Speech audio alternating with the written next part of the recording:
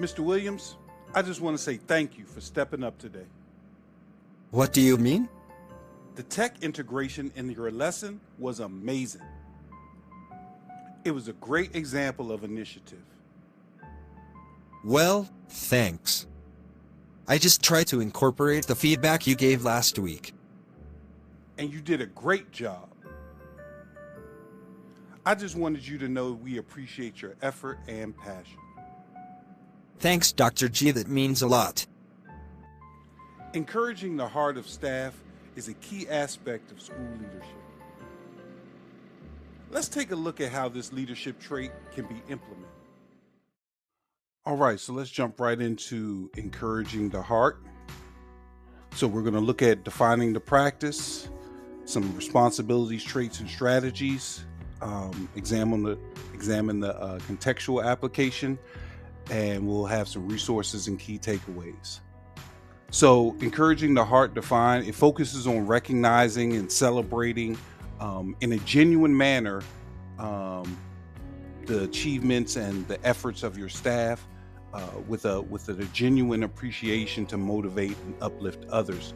So we're talking about acknowledging contributions, celebrating successes, building morale and confidence, creating a culture of appreciation, and supporting during difficult and challenging times. So encouraging the heart is the means of supporting the staff in a manner where they're executing the vision. You know, you've enabled them to act, and now you're going to show your appreciation, not only just to keep them motivated, but to really just let them know, hey, they're a part of this vision and this direction that the school is going, and you want them to know that they are appreciated. So why does it matter? It boosts morale and retention. You know, when you don't feel appreciated in a situation, it is likely your morale is going to be low and you're considering what options you have to leave. It builds trust and community amongst the staff and the building, and it sustains efforts during challenging times. So when people are motivated and they're encouraged, you know, by the leader, they know they're being recognized, they know they're being acknowledged and celebrated. When things get tough, they can draw on that encouragement in order to push through. They know that, hey, my leader is challenging the process as well. You know, they've enabled me to act. They recognize the efforts that I'm putting in. And you know what? Yes, this is difficult, but I'm going to push through because I know it's going to lead to our ultimate vision. So the importance of encouraging the heart. So even when you have the four others in place, if you're not encouraging the heart, you know, the vision can become burdensome. The non-encouragement can be set, since all the important behaviors are modeled by the leader. So if the leader is not modeling the encouragement, it's very difficult for the staff to do the same. The risk that they're taking during the challenge, the process aspect, seem for naught, because it's like, why am I going to take all these risks and you're not even going to acknowledge or, you know, even acknowledge my efforts, basically. And then enabling others to act. So enabling them to act just means you're trying to, you know, without encouraging, it just means you're trying to put a workload on me.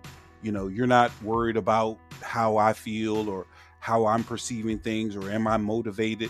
You're just enabling me to act so we can do this vision, but you don't really care about me. So these other four, while important, all five have to be in conjunction in order for the effectiveness to take place. So what are some of the core responsibilities when encouraging the heart? You recognize staff and students, right? It's not just the staff, it's students as well.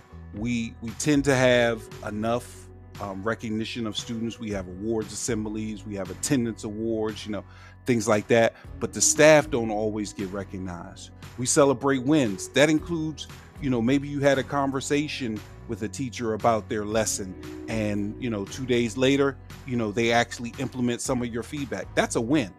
You know, maybe you had a student who's in third grade, who's on a kindergarten level, and now they're on a second grade level, you know, before the end of the year. That's a win.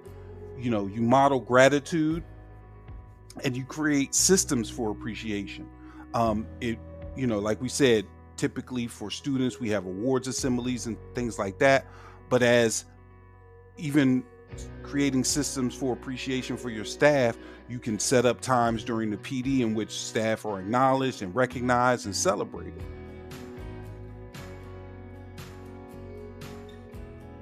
So what are some strategies for recognizing contributions? You can provide handwritten notes. You can do public shout outs during PDs.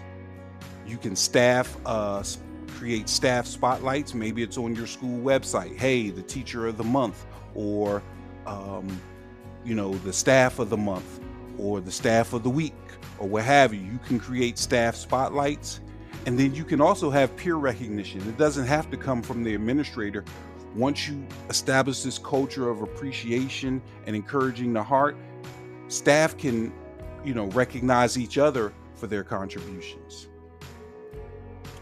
Other ways to celebrate values and wins: celebrate progress, highlight values and action. So when we talk about the vision and things like that, whatever vision, values that are attached to those visions, when you see those things enacted, hey, acknowledge those things. You recognize teams, whether it's departments, grade bands, what have you, and then you create rituals, celebration rituals within your building. And these will all look different depending on your building. So there are nuances. It's not this one size fits all. How you celebrate progress or how you recognize teams, that comes from within your building. What's of value to your staff? Because what's of value to one staff over here in Maryland may not be of value to, other staff, down in Virginia per se. Maybe it's a different set of values. Maybe they highlight or acknowledge different things for encouragement. So creating a culture of appreciation, make encouragement routine. It shouldn't just be sporadic, random, inconsistent. Make it routine and continuous so that it becomes a part of the culture. You empower others to celebrate, enabling others to act. You empower others to celebrate. Like we said, it doesn't always have to come from the administrator. It can come from peer-to-peer recognition.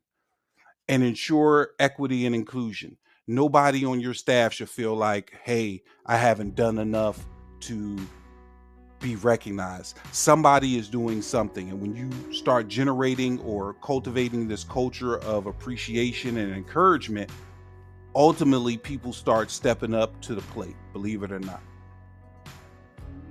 So what are some of the leadership traits that foster encouraging the heart? You have to be authentic. It can't be, just prescribed, hey, way to go, way to go, way to go.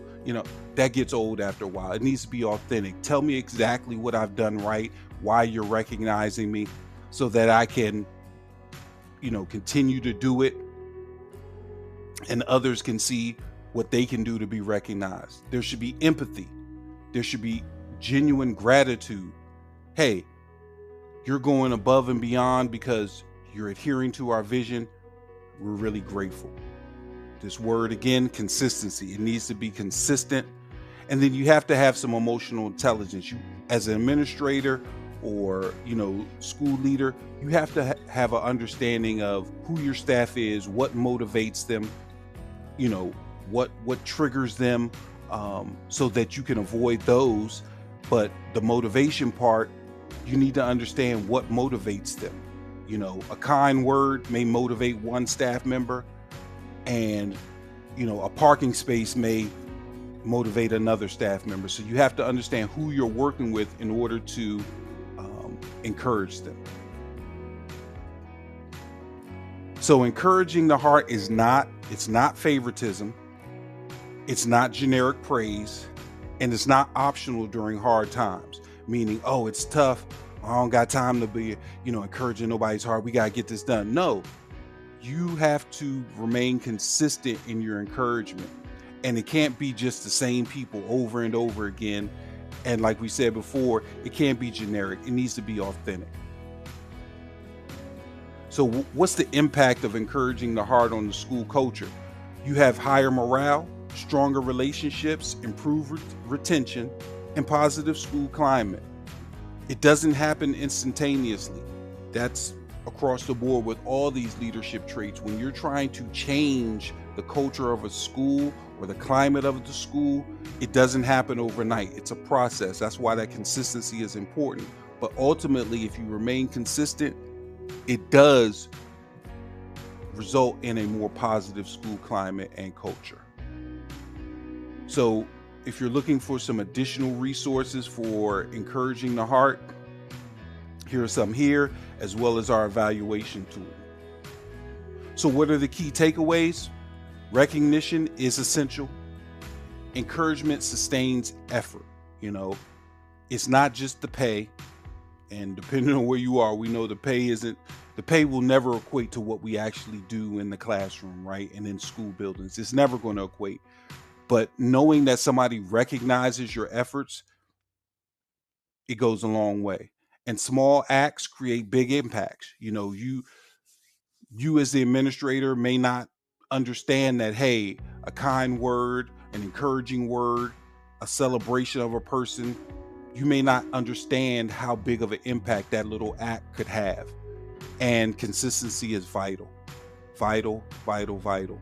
You have to be consistent. It can't be sporadic. It can't be random. It needs to be on a consistent basis. And that's how you create and change the culture of your school. We hope that was helpful. This concludes our leadership series. Don't forget to like, comment, and subscribe. See you next time. If you found this video beneficial, feel free to support this channel via PayPal or CashApp. 50 cents, $1, or whatever you like. All support is appreciated. This allows us the means to keep making great content.